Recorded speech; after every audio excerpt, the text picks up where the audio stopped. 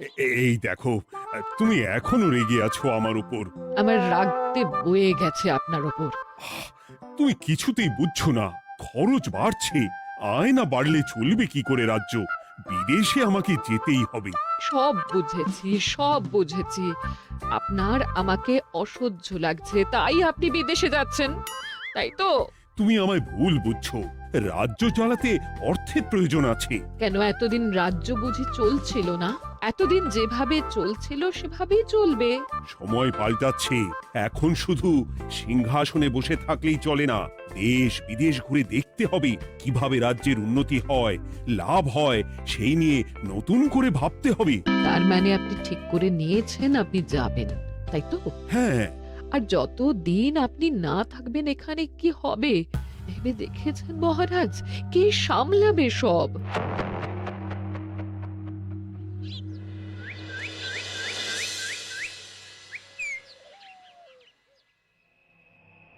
চিঠি?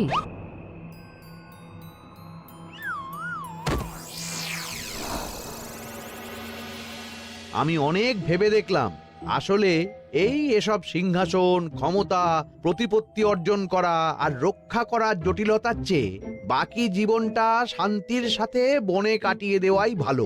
বলছি সবই তো বুঝলাম, কিন্তু এই শান্তিটা কে? মহারাজ সন্ন্যাসী হয়ে গেলেন আর এসব নিয়েও তুমি ভাড়ামি করছো গোপাল? ও মা গো, এবার কি হবে? চিন্তা করবেন না রানীমা, কৃষ্ণনগরকে আমি আমার বুক দিয়ে আগলে রাখবো। আপনার ছাতির মাপটা ঠিক মতো জানেন তো মন্ত্রী মশাই? মানে ওই গোটা কৃষ্ণনগরকে কি আপনি আপনার বুকের মধ্যে আগলে রাখতে পারবেন? গোপাল! মার্জনা করবেন মন্ত্রী মশাই। আমি বলছিলাম কি, ওইসব আগলে টাগলে রাখার আগে ওই ভালো করে খুঁজে দেখুন সব। মানে কি বলতে চাইছো কি তুমি? মহারাজকে খুঁজে বার করুন মন্ত্রী মশাই, লোক পাঠান। তিনি হয়তো এখনো বেশি দূর যেতে পারেননি। এটা কিন্তু ঠিক বলেছে গোপাল, তাকে একবার যদি খুঁজে পাই আমরা। আপনি চিন্তা করবেন না রানীমা, আমি এক্ষুনি লোক পাঠাচ্ছি। আর গোপাল, রানীমাকে বিশ্রাম নিতে দাও। যাও এখন, যত সব।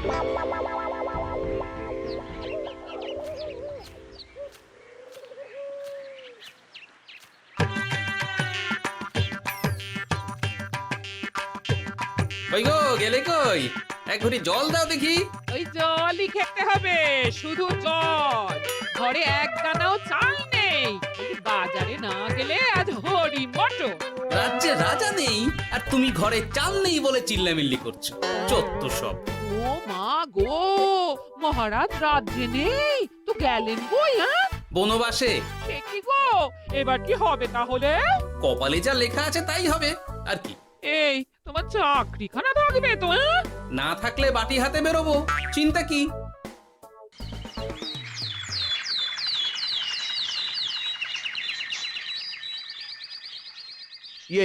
মহারাজ যখন নেই তখন মানে আমি যখন এ রাজ্যের মহামন্ত্রী, তখন আমি এত মানে মানে করার কি আছে মন্ত্রী মশাই?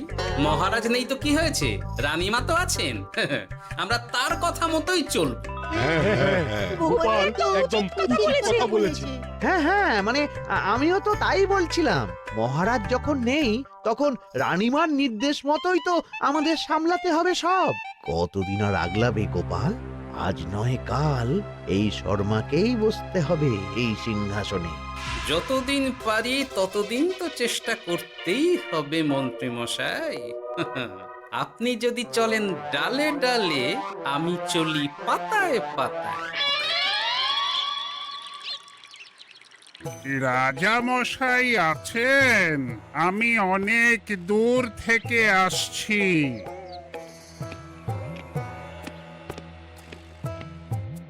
মন্ত্রীমশাই, একজন সাধু এসেছেন রাজামশাইয়ের সঙ্গে দেখা করতে।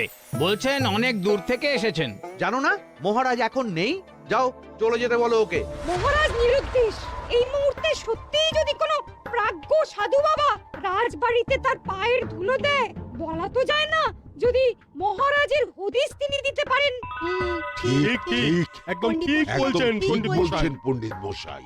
বেশ বেশ, ডেকে আনো তাকে, দেখি সে কি বলে। মহারাজ, আমার প্রণাম নেবেন। উনি মহারাজ নয়, উনি মন্ত্রী। আসুন সাধু বাবা, আসুন আসন গ্রহণ করুন।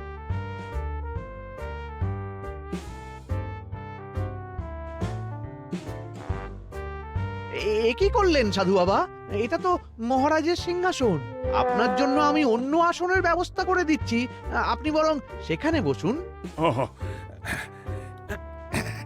রাজাই যখন নেই তখন তার সিংহাসনে বসতে ক্ষতি কি? আপনি কি করে জানলেন মহারাজ নেই? বুঝলি না, সাধু বাবা যে অন্তর্যামী গোপাল। এবার কি হবে? উনি যদি বলে দেন মহারাজ কোথায় আছেন, তাহলে তো আমার আর বাবা, পণ্ডিত মশাই আগেই ওরকম হামলে পড়বেন না। আচ্ছা, আপনি যদি অন্তর্যামী হন, বলুন তো আমাদের রাজা মশাই কোথায় গেছেন? জবর জটা কালো চুলে দেনামা অতীত বলেন। বুম!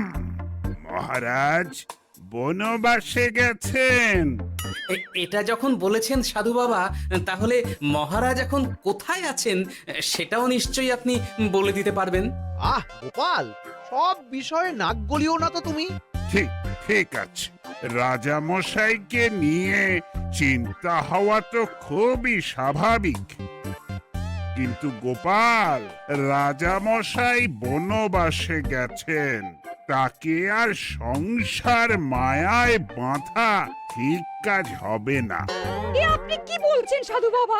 মহারাজ না থাকলে রাজ্য চলবে কেমন করে? নতুন রাজা নির্বাচন করতে হবে। এই তো খেলা জমে গেছে, একে দিয়েই কাজ হবে মনে হচ্ছে। সাধু বাবা, এসব নিয়ে নয় পরে আলোচনা করা যাবে। এই কে আছো? সাধু বাবার পা ধুইয়ে দাও ভালো করে। না, বিষয়টা ঠিক সুবিধের মনে হচ্ছে না। আহা মন্ত্রী, করেছ কি? আমি সাধু মানুষ, এত খেতে পারি কি? ও বললে হবে না সাধু বাবা, আপনার জন্য নিজে দাঁড়িয়ে থেকে মহারাজের খাস হালুই করকে দিয়ে রাঁধিয়েছি সব। দেখুন না একটু, অমৃত অমৃত। বেশ বেশ, এত করে বলছো যখন, বাহ বাহ, চমৎকার চমৎকার। আমি জানি তো যে এমন খাবার আপনি আগে কখনো খাননি। তা বটে বটে, ভেবেছিলাম কটা দিন বিশ্রাম নিয়ে চলে যাব। এখন দেখছি যা আদর আতিথেয়তা শুরু করেছো তোমরা, তাতে তো মাস কয়েক কাটিয়ে না গেলে আমারই লোকসান হবে।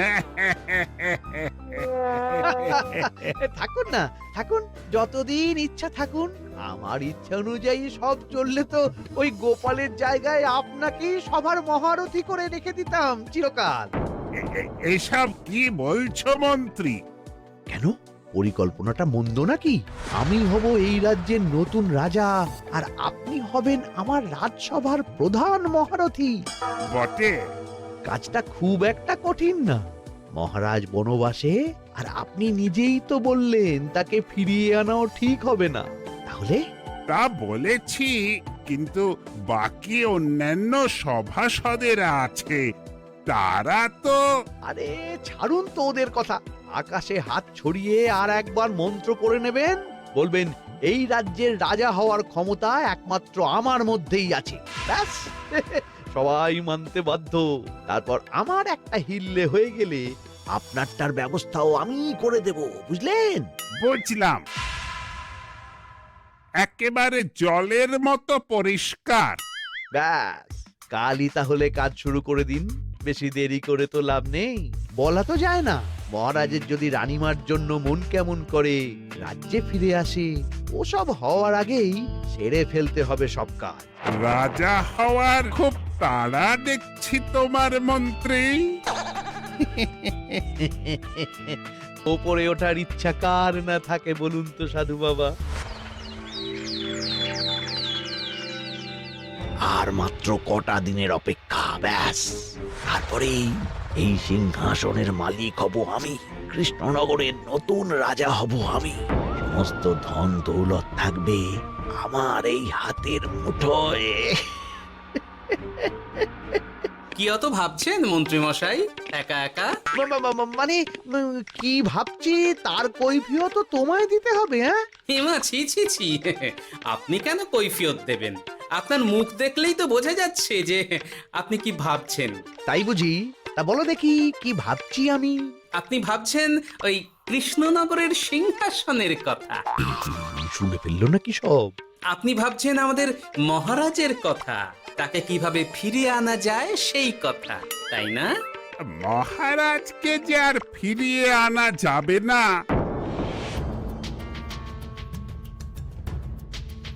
সে কথা তো আগেই বলেছি।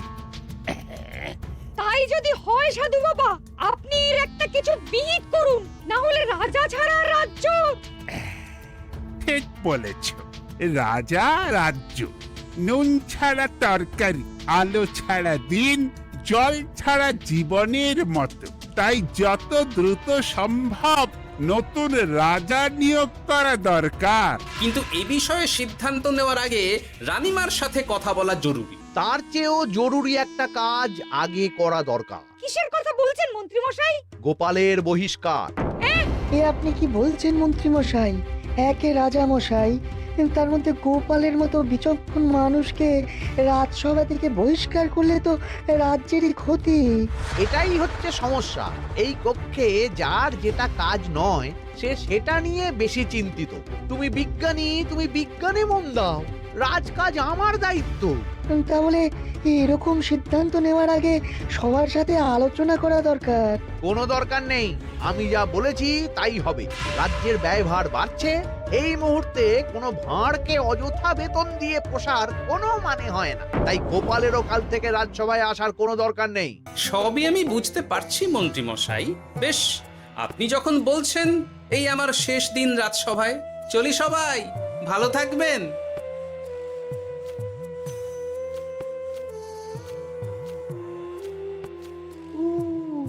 এত সহজে যে বেটা মাঠের বাইরে চলে যাবে বুঝতেই পারিনি আগে। এবার আমার আর সিংহাসনের মাঝে নেই কোনো বাধা, নেই কোনো কাটা। তুমি চিন্তা করো না, আমি নিজে মন্ত্রীর সাথে কথা বলবো। না না রানীমা, সেসবের দরকার নেই।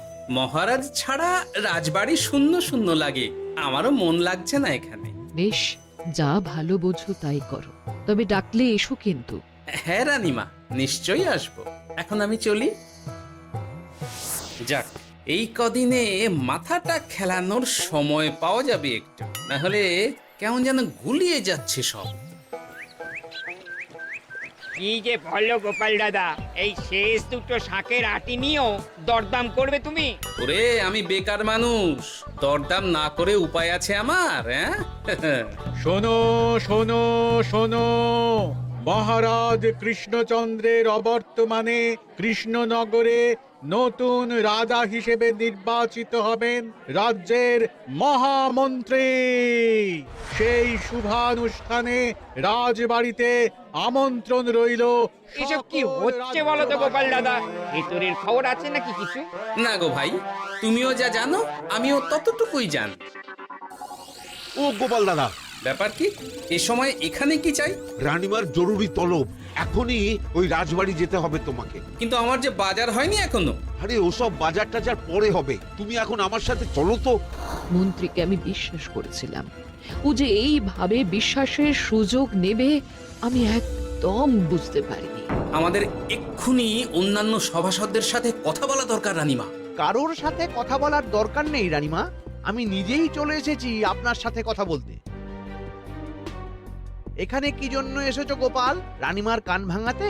বাহ, আপনি সবার মাথা মুড়িয়ে সিংহাসন কবজা করতে পারেন, আর আমি রানীমাকে সেই সত্যি কথা জানাতে পারি না? চুপ! ভুলে যেও না, আমি কৃষ্ণনগরের হবু রাজা। মুখ সামলে কথা বলবে আমার সাথে। এসব কি হচ্ছে মন্ত্রী মশাই? রাজা মশাই নেই, সেই সুবাদে এ কি শুরু করেছেন আপনি? আমায় আপনি ভুল বুঝবেন না রানীমা, আমার হয়ে যা বলার সাধু বাবাই আপনাকে বুঝিয়ে বলবে সব। উনি আর কি বোঝাবেন? কতদিন এসেছেন উনি, কি জানেন এই রাজ্যের বিষয়ে? সাধনা মা, সবই সাধনা। সাধনার জোর থাকলে সবকিছুই জানা যায়। ভূত ভবিষ্যৎ অতীত সব। সেই জোর থেকেই বলছি মা, মন্ত্রীর কপালে আমি জ্যোতি দেখতে পাচ্ছি। মন্ত্রী যদি রাজ্যের রাজা হয়, এ রাজ্যের উন্নতি কেউ ঠেকিয়ে রাখতে পারবে না। আপনাদের একটা কথাও বিশ্বাস করি না আমি, এসব আপনাদের ষড়যন্ত্র। এ আপনি ভুল করছেন রানীমা। যা হোক, যে কথা আমি বলতে এসেছি, রাজা যখন আমি হচ্ছি তখন তো আমাকে এই প্রাসাদেই থাকতে হবে, ফলে আমার স্ত্রীকেও এখানে এসেই থাকতে হবে। সে তো আর একা থাকতে পারবে না। তাই আপনি যদি এই ঘরটা ছেড়ে দিতেন। কিন্তু মন্ত্রী মশাই, তুমি কি বলছো মন্ত্রী? এখানে না থাকলে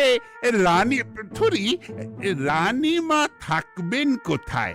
আর আমি তো এমন কোনো বিধান দিইনি যে রানীমাকে অন্যত্র পাঠাতে হবে। সবকিছুর জন্য তো আপনার বিধান দরকার নেই সাধু বাবা, এ আমার নিজের বিধান। আমি রাজা হব, আমার স্ত্রী রানী হবে, তারও তো অধিকার আছে রানীর মতো থাকার, রানীর মহলে থাকার। আপনার ব্যবস্থা আমি অন্যত্র করে দেব রানীমা, আপনি কিচ্ছু ভাববেন না। হাজার হোক আপনি আমাদের প্রাক্তন মহারাজের স্ত্রী বলে কথা। কি বলো গোপাল? আমার মনটা আসলে অনেক অনেক বড়, তোমরা খালি দেখতে পাও না সেটা। কাজটা কি আপনি ঠিক করলেন মন্ত্রী মশাই? শোনো গোপাল, আমাকে ঠিক ভুল বোঝাতে এসো না তুমি, বরং কাল সময় মতো চলে এসো। কৃষ্ণনগরের নতুন রাজার রাজ্যাভিষেকের জন্য মহাভোজের আয়োজন হবে। যতদিন পাচ্ছ খেয়ে নাও পেট ভরে।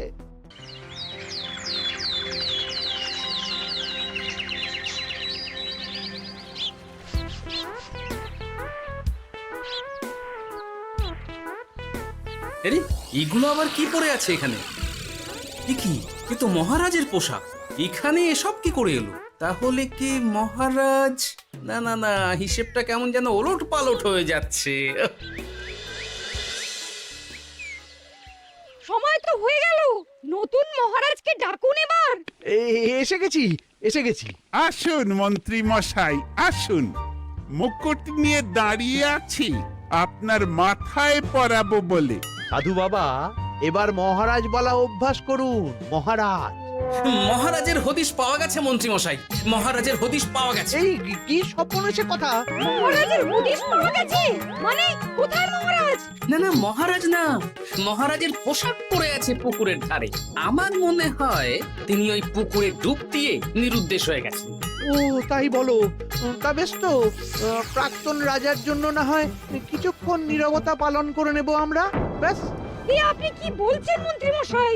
মহারাজ সত্যি ওই পুকুরে ডুব দিয়েছেন কিনা সেটা তো তলিয়ে দেখা দরকার একবার। সেসব হবে আমি রাজা হওয়ার পর। নিন সাধু বাবা, মুকুট পরান। কিন্তু মন্ত্রী মশাই, আরো একটা দুঃসংবাদ আছে যে। ও আবার কিসের দুঃসংবাদ? মহারাজ যে পুকুরে ডুব দিয়েছেন সেই কথা বলতেই রানীমা অজ্ঞান হয়ে গেছে। তুমি যে কি করো না গোপাল, শুভ সময়ে অশুভ একটা সংবাদ দিয়ে দিলে তো সব বরবাদ করে। এই কে আছো? গ্রেপ্তার করো গোপালকে। তার আগে তোমায় গ্রেপ্তার করা হবে। এত বড় সাহস তোমার? হবু রাজাকে গ্রেপ্তার করার কথা বলো তুমি? আজ তোমার একদিন কি আমার একদিন। কিসের হবু রাজা? আমি কৃষ্ণনগরের আসল রাজা। হ্যাঁ, আমি। কি মহারাজ, আপনি? হ্যাঁ, আমি। অনেক দিন ধরে তো তোমার বাড়বাড়ন্ত দেখলাম, আজকে খেলা শেষ। কিন্তু গোপাল, রানী কোথায়? কেমন আছে সে? এক্ষুনি তার কাছে আমাকে নিয়ে চলো। রানীমা ভালোই আছে মহারাজ, কিচ্ছু হয়নি তার। কিন্তু তুমি যে বললে রানী অজ্ঞান হয়ে গেছে। এটুকু মিছে কথা না বললে যে আপনার লুকোচুরি খেলাটা এত সহজে শেষ হতো না মহারাজ। লুকোচুরি বটে, কিন্তু তুমি বুঝলে কি করে এত সব? প্রথম সন্দেহটা হলো যখন রানীমাকে অন্যত্র রাখার কথা বলতেই আপনি বিচলিত হয়ে উঠলেন, তখন। তারপর পুকুর পাড়ে আপনার পোশাক। ব্যাস এটুকুই, আর কিছু নয়। আর প্রথম দিন রাজসভায় এসেই সোজা সিংহাসনে চড়ে বসা। ব্যাস, একে একে 2 আর 2 2 4 করে ফেললাম। তারপর মনে হলো রানীমার প্রতি টান ফিরিয়ে আনতে পারে আপনাকে আপনার আসল রূপে। তাই এই মিছে কথা। অধমের অপরাধ মার্জনা করবেন মহারাজ। গোপাল, তোমার তুলনা নেই। কিন্তু মহারাজ, আপনি কেন এই ছদ্মবেশ নিয়েছিলেন তার আসল উদ্দেশ্যটা কিন্তু এখনো আমার কাছে পরিষ্কার হয়নি পুরোটা। আসলে আমি পরীক্ষা করছিলাম, বুঝলে, কিসের পরীক্ষা মহারাজ? যে আমার অনুপস্থিতিতে কে এই রাজ্য চালাবে তার পরীক্ষা। এবং আমি ঠিক করেছি যে কদিন ব্যবসার কাজে আমি বাইরে থাকব, ততদিন রানীর পরামর্শ মতো সমস্ত কিছু সামলাবে গোপাল।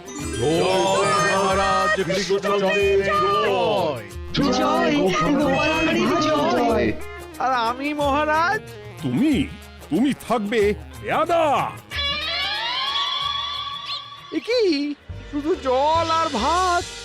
আগেই বলেছিলাম বেশি বেরো না, বেরো না, রাজা হবেন। এখন খাও খাও, জল ভাত খাও।